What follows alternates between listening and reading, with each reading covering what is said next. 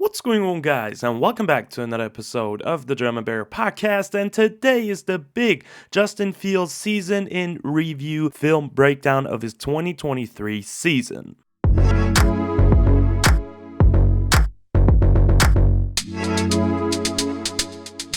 And in today's video, it's going to be all about Justin Fields' 2023 performance and what he showed to the Chicago Bears and their fans, what he can bring to the table to make his case to be the starting quarterback for 2024 for the Bears and moving forward. Is he the franchise guy or not? That's what we're going to find out today. And if he showed promising stuff. And with today's video, we're not only going to look at the good, we're also going to look at the bad, obviously, as well. And we mainly want to focus at his passing performance in 2023 because we all know he's an amazing improviser, a guy that can make stuff happen after the play, and he's just a phenomenal athlete. But as a passer in a passer-driven league, this is very important to be good at that, and that's what we want to find out today, if Justin Fields improved from 2022 or not in this season in review video. Now, before we're going to get into the plays and into the tape, I want to start out with his stats for 2023. He had 2,562 passing yards in 13 games, a 61.4 completion percentage, with 16 touchdowns, 9 interceptions on the year. He was sacked 44 times. And as a rusher, he had 657 yards and 4 touchdowns on the season as well. Not outstanding stats, not bad stats overall. And as I said, today we're going to look at the good and the bad of Justin Fields' season. How good was he in 2023? And can he be the franchise quarterback, or is drafting a new young quarterback in the upcoming draft a better option for the Chicago Bears moving forward? And with that being said, let's get right into it and start off with the good.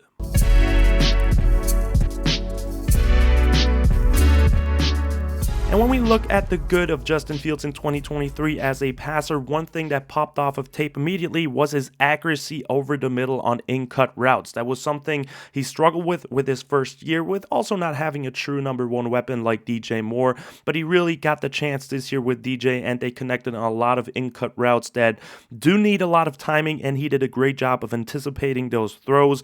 And also the timing with DJ Moore in general in 2023 looked very, very promising. Also, he showed that he will keep his eyes down the field. Even though there's rushing lanes open, he will still look for an open receiver before finally taking off. That's great growth right there. And also his deep throws. He's probably one of the best deep ball throwers in the NFL. Obviously, there's a couple of overshoots, but mostly he is really connecting with his wide receivers on those deep throws, or at times just the receivers are dropping those balls, which is also super frustrating. But he's getting there with the ball. We just need the playmakers to make those catches.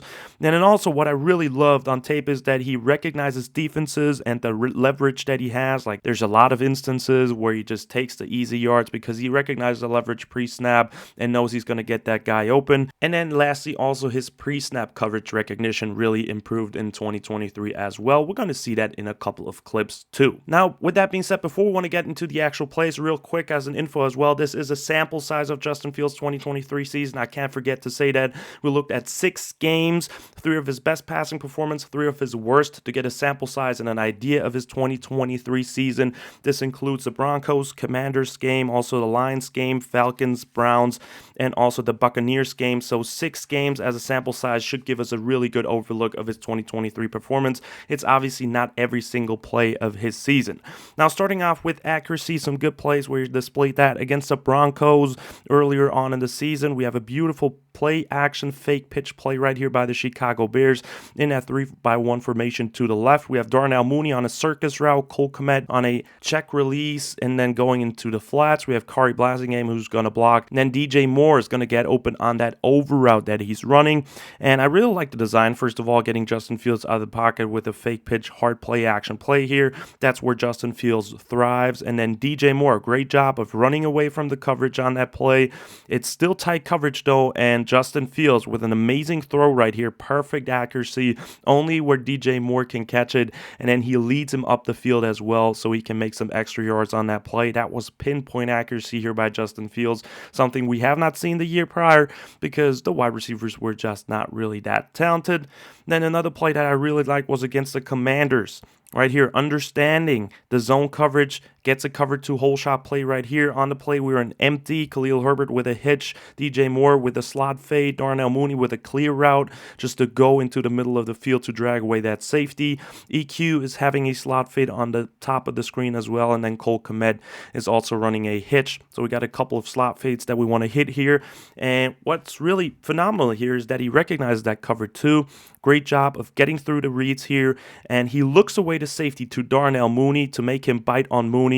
And then boom, wide open touchdown here to DJ Moore. The drive finished with a pre-snap awareness by Justin Fields, post-snap confirmation with the safety staying backwards, and then perfect execution. That's growth right here. One of the best plays he had all season. Just recognizing that pre-snap, confirming it post-snap, and then executing on a high level. That was a beautiful touchdown play by Justin Fields to DJ Moore.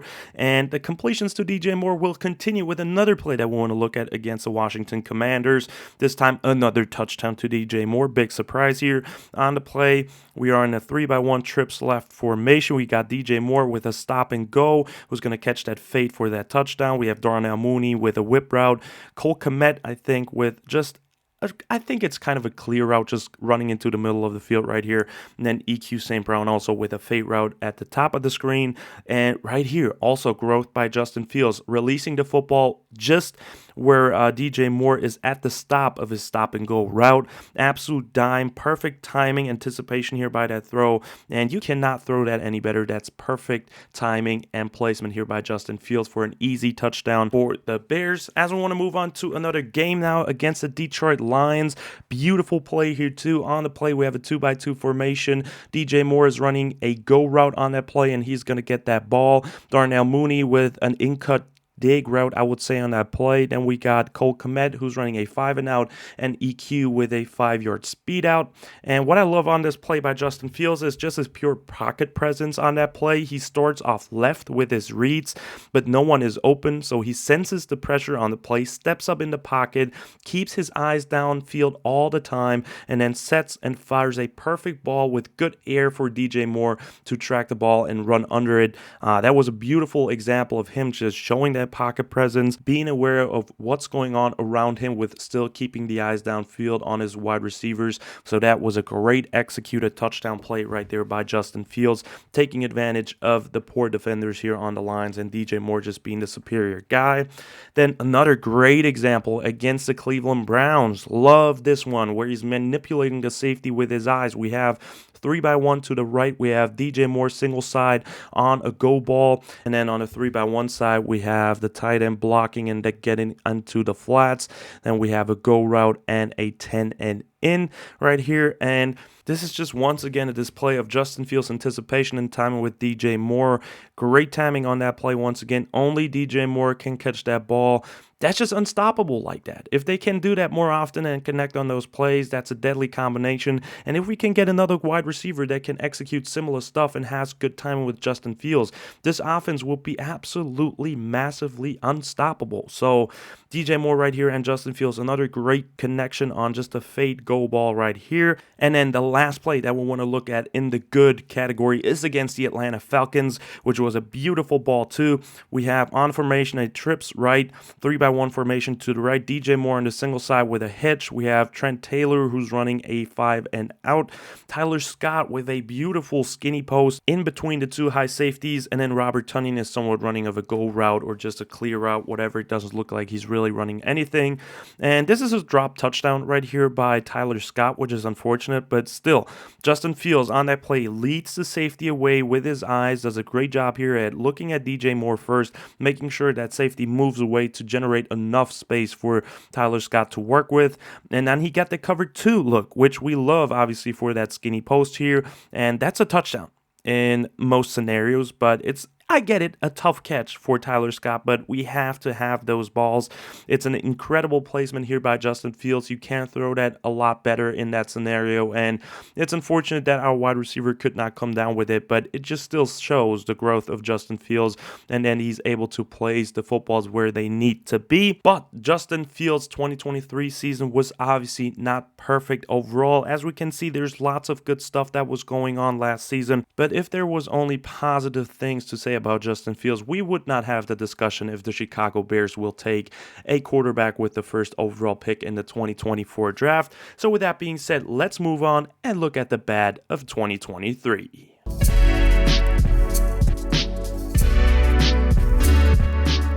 And overall, what can I say for Justin Fields? What did I see on tape that was not good for his 2023 performance? First of all, he does not get through his reads consistently. That has been a problem since he's been in the league, and this is something that you can still see on tape in 2023, and there's some mistakes that are inexcusable. Also, he takes too many unnecessary hits, and especially sacks.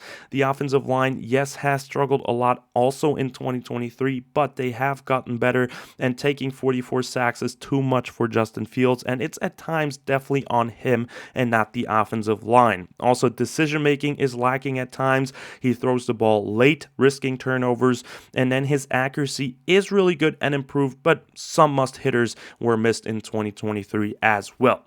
As we're getting into the plays, one example against the Tampa Bay Buccaneers where he's not getting off of his first read, which really was annoying on that play. We had a 3-by-1 to the right. Cole Kmet is just having a check release going into the flats. Darnell Mooney is going to be his first read where he's running somewhat of an outbreaking route, corner or 10 and out, whatever it is. And then Chase Claypool, who was still on the Bears at that time, which is funny, is having a clear route to free that space for Darnell Mooney. And then on the backside, we have a pig, so post dig or 10 and in, whatever it is on here by DJ Moore. And what really bothers me is that he sticks on Darnell Mooney, who gets stuck first of all. So at that point, you could have already gone away from that read. And the only option you really have is that he is getting open somewhat late, or you can at least throw that ball late to Darnell Mooney. So either throw it there or get off the read to DJ Moore, who is wide open. So right here, it's a third down play. We cannot take any sacks, and you have almost 5 seconds time in the pocket, and Justin Fields fails to get off of his first read, gets into his second read to take DJ Moore here for almost a easy first down right here. So this is pretty tough to watch, or at least throw it away or give Darnell Mooney a chance. It's still better than taking a sack here on 3rd and long. Then later in that same game against the Tampa Bay Buccaneers, once again holds on to the ball on 3rd and long. The Bears try a mesh variation here, and they're almost in field goal range, or are in field goal range already. So we have right here on the left side a 10 and in. Then we have Cole Kmet, who's running that drag route, and DJ Moore as well from the other side. And we have a 10 and out on the play as well, with Khalil Herbert going into the flats from the right side of the screen to the left. And the issue right here on this play is that we don't need a big play here. Just take the easy yards to make the kick easier for Cairo Santos. We don't need to get a first down, and those 10 and in and 10 and out routes that are past the sticks are not open at all. So why do you not take DJ Moore, who's sitting in between the coverage right here perfectly, or Khalil Herbert as a check down for some easy yards? But what does Justin Fields do on that play? He gets sacked and fumbles. So this right here is just lack of situational football, where we have to get better here to get the easy yards done, to just make an easier kick. We don't have to get the touchdown here. It's all good. We're still easily in the game. So there was no need in that situation to take that risk, and the Bears are out of field goal range at that play. That's something that cannot happen, especially in your 3rd year in the league. Now, another bad play that we want to look at is against the Detroit Lions, where he does not get of his first read once again. We have a 3-by-1 side to the right with EQ running a over route, Darnell Mooney with a slot fade / I would say wheel route, and then DJ Moore once again with that in-breaking route that they have connected on all season long, but at times he just still doesn't pull the trigger. DJ Moore on a 10 and in here once again, and the first read to EQ is not there. The safety and the cornerback would be there to defend that pass, so I'm totally fine with getting off to the second read, and he does do that in that scenario. So that's growth already from the Bucs play, but the important thing here is that you actually have to trigger. And I would maybe get it if the defender that is about to pop into his face is there a second earlier, but Justin Fields has his eyes on DJ Moore. DJ Moore is open, and he just simply doesn't trigger and throw that football, and I don't know why, because he has time in the pocket. Yes, there's a defender approaching, but you're an NFL quarterback. You have to stay in there, take a hit, and deliver a throw in those crucial situations, and Justin Fields failed to do so here against the Detroit Lions. As we now move on to an example against the Cleveland Browns, right here we have a 3-by-1 to the left. We have Darnell Mooney. He is running a out and up route. Cole Kmet a 10 and in. Robert Tonyan is blocking right here and DJ Moore is running a hitch route. And the thing is, he has Mooney open initially, and it could be a doable throw in my opinion, but he shies away from it due to the safety, which is acceptable in my opinion. You don't have to throw that football, but the issue is what happens then is, and what cannot happen is that you then get out of the pocket and get there late. This ball is almost picked off. This is a dangerous throw, and you cannot get there late and still throw that football. That would have been a deserved interception. I think Martin Emerson drops that ball, but this is something that cannot happen. This is something that happened too often in 2023, and he just needs to grow there in that aspect of his game. And then the last play that we want to look into specifically is against the Atlanta Falcons, which is the aspect that I said he's missing those 100% throws at times. He is accurate overall, but it can't happen like on this play. We have DJ Moore on the left side of the screen with a go ball right here, and then we have Mercedes Lewis who's going to block and pass protect, Trent Taylor who's running a drag route, and Tyler Scott who's getting wide open here on that play action play on the over route behind the linebackers, and he's, like I said, wide open on that play, and it's just a simple misfire by Justin Fields on that one. We have to have those. We cannot miss those throws, and it seems like only DJ Moore and Justin Fields can really connect on the Bears offense with a sprinkle of Cole Kmet in there, so that was evident on tape at times as well. And with that, we have looked now at the good and the bad of Justin Fields' 2023 season, which just leaves us with one last thing to do, which is the conclusion.